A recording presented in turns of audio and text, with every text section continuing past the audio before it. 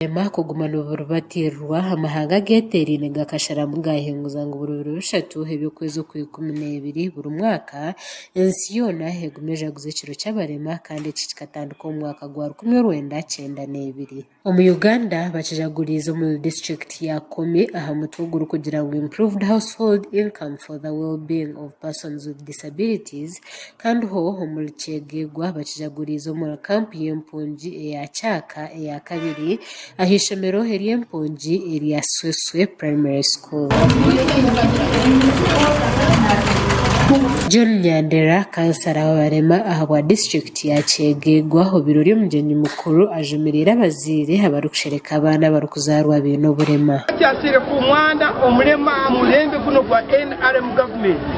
ekintu kidumira na sekotumira kubona muihe yabana mbatwali mu masomero demureke kwasa kubaine ebyetago bijya kubasanga isomero bena abana abo batwara mu isomero bashome nk'abandi kandi batuheza kwegenga nk'abyabandi dutero muranga aha abantu bono n'abazire abo kunabijura abantu barho burema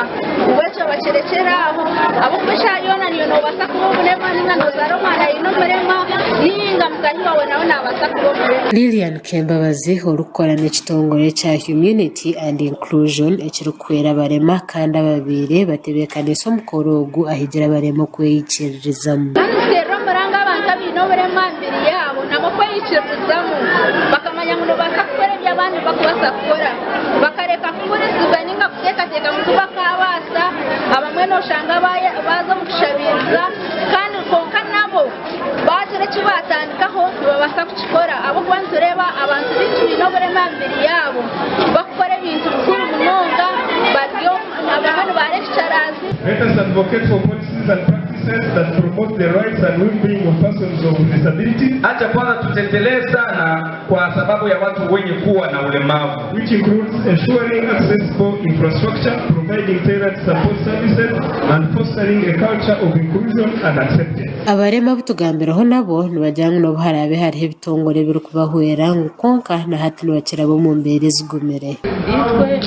abarema abatine ibicweka by'umubiri nk'amaguru usanga tudashobora kubika hamwe na hamwe ngo dufune uko twabaho ugasanga bumwe inzara nitwita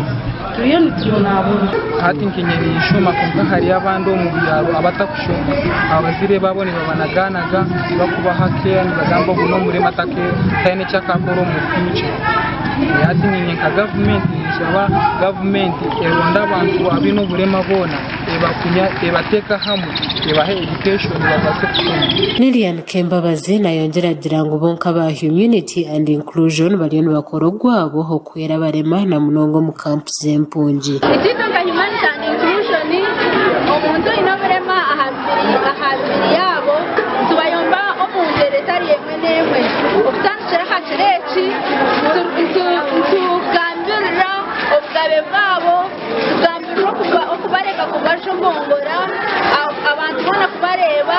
nk'abandi bantu kandi tugaruka twegesa abandi bantu okubashemeye ku bantu barebwa ngo bintu byone bakora mu murema